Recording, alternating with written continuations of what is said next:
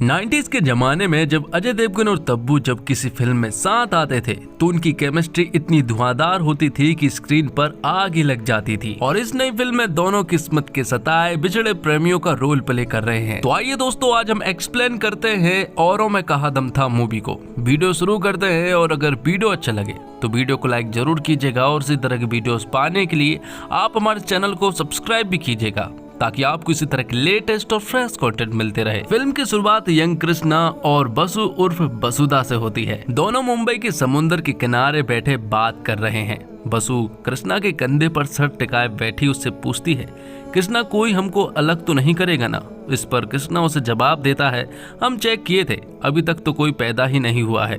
किसी ने कोशिश भी की ना तो वो पूरी दुनिया को आग लगा देगा। इसके बाद हम यंग चुलबुले लड़के से खतरनाक बन चुके कृष्णा को जेल में दूसरे कैदियों के साथ देख पाते हैं। कृष्णा का दबदबा ऐसा है कि उसके चश्मा उतरते ही दूसरे कैदी पतली गली पकड़ लेते हैं और जो बच जाते हैं उसके सामने दोबारा खड़े होने के लायक नहीं रहते हैं। तो 22 साल से कृष्णा डबल मर्डर की सजा काट रहा है। मुंबई के आर्थर रोड जेल में उसकी पहचान अब सबसे हो गई है। पुलिस वालों से लेकर कैदियों तक के बीच उसकी इज्जत है। उससे कोई भी पंगा नहीं लेना चाहता है। हालांकि दिखने में कृष्णा जो है वो एक सीधा साधा और डिसेंट आदमी है, लेकिन फिर भी उससे कोई भी पंगा नहीं लेता है क्योंकि उसकी असलियत के बारे में सभी अच्छे से जानते हैं। जेल में कुछ बदमाश गुंडे भी हैं जो कि कृष्णा की असलियत से वाकिफ नहीं है, लेकिन कृष्णा जो है वो वक्त आने पर ही उन्हें मजा चखाता है। तब तक वो उनके सामने बिल्कुल सीधा साधा रहता है। इसी बीच उसे पता चलता है कि उसकी 25 साल की सजा को घटा दिया गया है और उसे अब घर जाना होगा,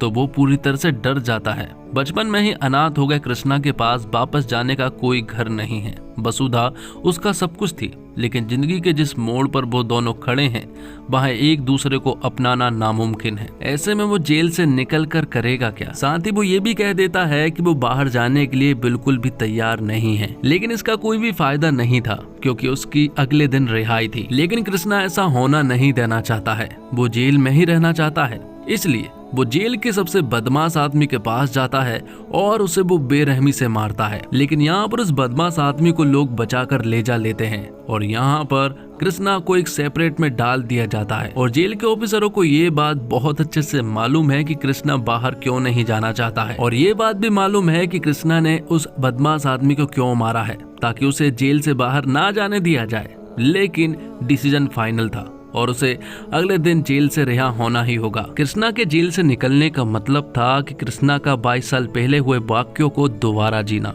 वसुधा से दोबारा मुलाकात और बीते गमों की दोबारा वापसी। इस सब के बीच उसे उस काली अंधेरी रातों को फिर से जीना पड़ेगा जिसने उसकी और वसुधा की जिंदगी को आम लव स्टोरी से बदलकर एक खौफनाक सपने के रूप में बदल दिया था। तो अगले दिन कृष्णा रिहा होने वाला था और कृष्णा का सबसे अच्छा दोस्त जिग्नेश जो है वो ये बात बसु को भी बता देता है, जिसके बाद कहानी जो है वो 22 साल पहले शिफ्ट हो जाती है, जहाँ पर कि हम यंग बसु और कृष्णा को देख पाते हैं। 22 साल पहले दोनों ही मुंबई की एक चौल में रहा करते थे। दोनों ही एक दूसरे के पड़ोसी थे और यहीं पर रहकर दोनों एक दूसरे से प्यार करने लगे थे। उनका प्यार ऐसा था कि दोनों एक दूसरे के लिए कुछ भी कर सकते थे। वसुधा के पास तो उसकी पूरी फैमिली है, लेकिन कृष्णा के पास कुछ भी नहीं है, वो पूरी तरह से अनाथ है। उसकी पूरी फैमिली सिर्फ और सिर्फ वसुधा ही है और वो वसुधा के लिए कुछ भी कर सकता है। तो कृष्णा जो है वो काफी इंटेलिजेंट है और वो हमेशा बसु को सपोर्ट करता है और आगे की पढ़ाई के लिए हमेशा मोटिवेट करता है। जिसके बाद कहानी जो है वो प्रेजेंट में आ जाती है,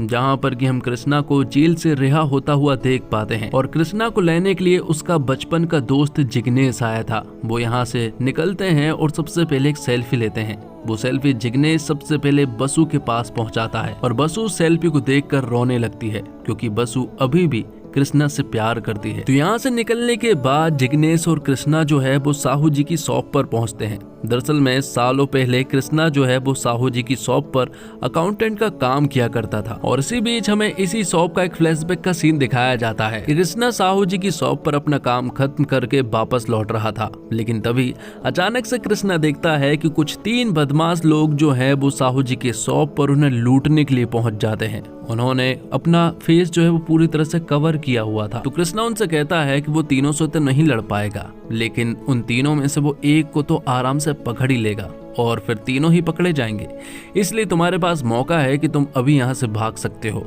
ये सुनने के बाद वो तीनों ही यहाँ से भाग गए थे। और बाद में जब कृष्णा अपने चौल में वापस आता है तो वो यहीं पर रहने वाले पकिया नाम के लड़के से मिलता है। वो उसे 2 चांटे लगाता है और कहता है कि आज के बाद साहू जी की दुकान के आसपास दिखना भी नहीं। दरअसल में कृष्णा ने पकिया को पहचान लिया था कि उन 3 आदमी में से एक पकिया था, लेकिन पकिया जो है वो असल में एक बदमाश आदमी है और वो अक्सर ऐसे काम करता रहता है। अब अगले दिन हम देखते हैं कि कृष्णा जिस कंपनी में काम करता है वहाँ उसका बॉस उसे बताता है कि उसका प्रमोशन हो गया है और बेंगलोर में 7 दिनों की ट्रेनिंग के बाद उसे जर्मनी भेजा जाएगा। ये सुनने के बाद तो बहुत ज्यादा खुश हो जाता है और तुरंत ही ये बात बताने के लिए बसु के पास पहुंचता है। बसु ये बात सुनकर रोने लगती है। दरअसल में कृष्णा जो है वो जर्मनी 2 साल के लिए जाने वाला था, लेकिन बसु उससे कहती है कि मेरे आंसू को देखकर ये मत समझना कि मैं खुश नहीं हूँ, मैं बहुत खुश हूँ। लेकिन अब कृष्णा का दिल भर आता है क्योंकि 2 साल बसु के बिना बिताना उसके लिए एक बहुत बड़ी चुनौती थी। हालांकि कृष्णा वहां जाना नहीं चाहता था,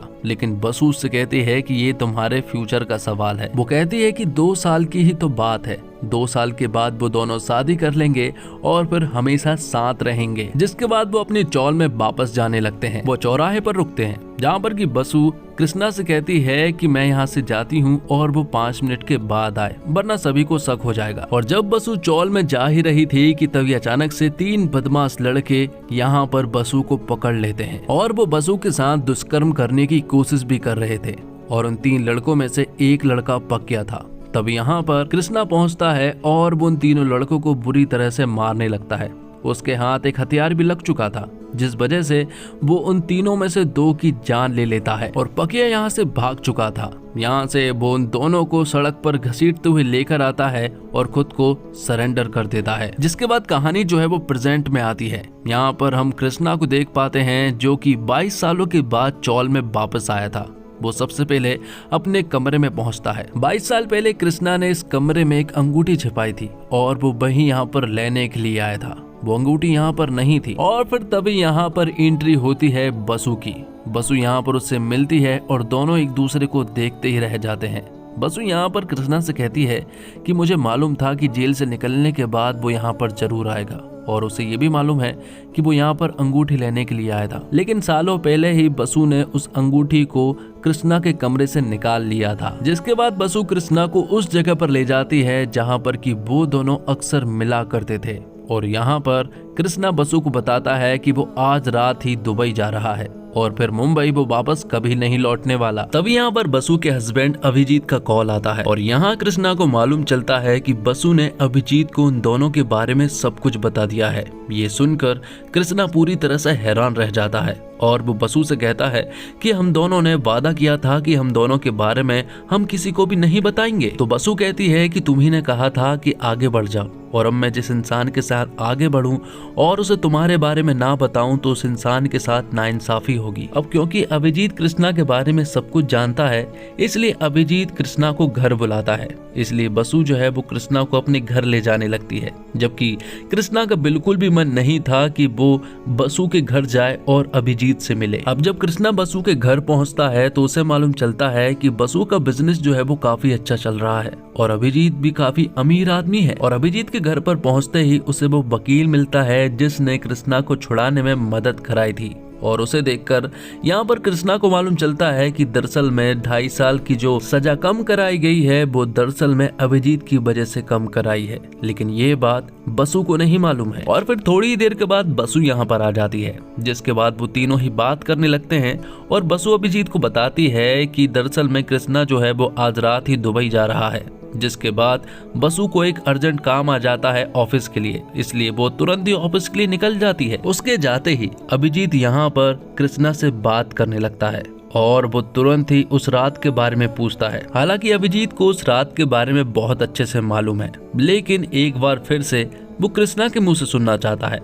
लेकिन यहाँ पर बसु ने जिस तरह से अभिजीत को बताया था उसी तरह से यहाँ पर कृष्णा भी अभिजीत को उसी तरह से सब कुछ बताता है कि उन 3 लोगों में से उसने 2 को मार दिया था और एक लड़का पकिया जो है वो भाग गया था। जिसके बाद उन दोनों लड़कों को उसने घसीटता हुआ सड़क पर लेकर आया था और खुद को सरेंडर कर दिया था। लेकिन यहाँ से अभिजीत को आगे की स्टोरी नहीं मालूम थी। उसे जानना था कि आखिर आगे हुआ क्या, आगे पकिया का क्या हुआ।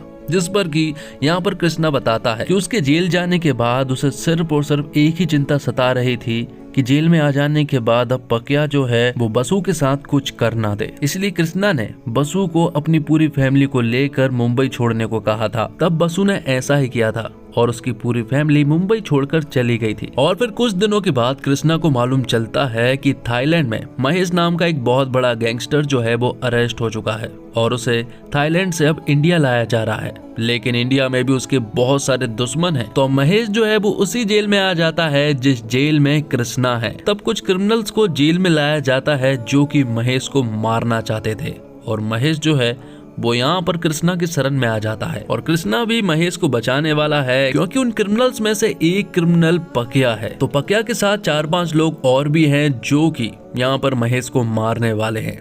एक दिन वो मौका देकर महेश को मारने के लिए आते हैं, लेकिन उसका सामना जो है वो कृष्णा से हो जाता है और कृष्णा यहाँ पर पकिया को बुरी तरह से मारता है और उसकी जान ले लेता है। तो पकिया को किस तरह से मारा कृष्णा जब ये सारी स्टोरी अभिजीत को बता रहा होता है कि तभी पीछे से ये सारी बातें बसु भी सुन लेती है। और फिर बाद में महेश ने ही यहाँ पर कृष्णा की मदद की थी दुबई जाने के लिए और वो उसका सारा खर्चा भी उठा रहा था। कृष्णा ने पकिया को जेल में मार दिया था, ये बात बसु को नहीं मालूम थी, जिस वजह से वो उससे कुछ बात करना चाहती थी। इसलिए यहाँ पर बसु जो है वो कृष्णा को नीचे तक छोड़ने के लिए आती है और वो कृष्णा से कहती है कि इन 22 सालों में कोई दिन ही ऐसा होगा जब उसने इस पल के बारे में सोचा ना हो।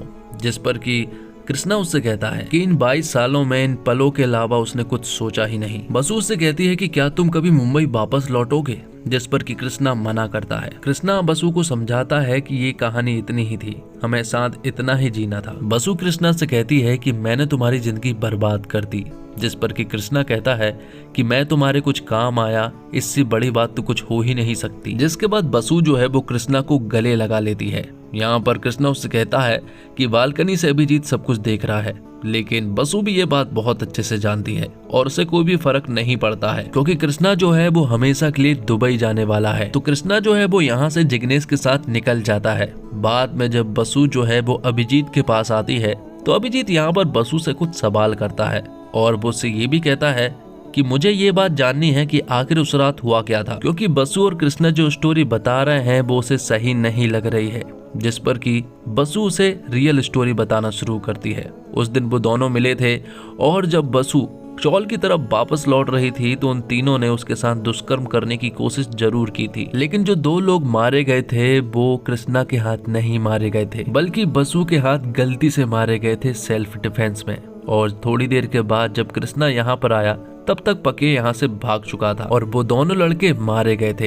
ये देखकर यहाँ पर बसु पूरी तरह से घबरा जाती है और यहाँ पर कृष्णा उससे कहता है कि घबराने की कोई भी बात नहीं है क्योंकि वो ये सारा इल्जाम अपने ऊपर लेने वाला है। कृष्णा यहाँ पर बसु को बहुत अच्छे से समझा देता है और उसे अपने घर भेज देता है। बाद में कृष्णा ने खुद को सरेंडर कर दिया था और अगले दिन बसु जब उससे मिलने के लिए आई थी तो उसने उससे कह दिया था कि वो अपनी फैमिली के साथ दूर चले जाए और आज के बाद वो उससे मिलने के लिए कभी ना आए। साथ ही उसने उसे आगे बढ़ने के लिए भी कह दिया था, मतलब कि शादी करने के लिए। तो इस तरह से कृष्णा ने अपनी पूरी जिंदगी जो है वो अपने प्यार के लिए दांव पर लगा दी थी। तो दोस्तों, फिल्म औरों में कहा दम था के डायरेक्टर और राइटर नीरज पांडे को अपनी शानदार थ्रिलर फिल्मों के लिए जाना जाता है। पहली बार रोमांटिक जॉनर में उतरे नीरज ने रोमांस में भी थ्रिलर का एंगल डालने की भरपूर कोशिश की, लेकिन अफसोस की इस चक्कर में वह रोमांस और थ्रिलर में उलझ कर रह गए। खासकर फिल्म की कहानी बेहद कमजोर है। फिल्म की शुरुआत ठीक ठाक अंदाज में होती है और कृष्णा वसुधा की लव स्टोरी आपको एक खूबसूरत फिल्म की उम्मीद जगाती है। भाई जेल में सजा काट रहे अजय देवगन की चुप्पी किसी रहस्य की ओर इशारा करती है, लेकिन इस दौरान फिल्म की धीमी रफ्तार आपके सब्र का इम्तिहान लेती है। इंटरवल तक बतौर दर्शक आप किसी चमत्कार की उम्मीद में फिल्म देखते हैं,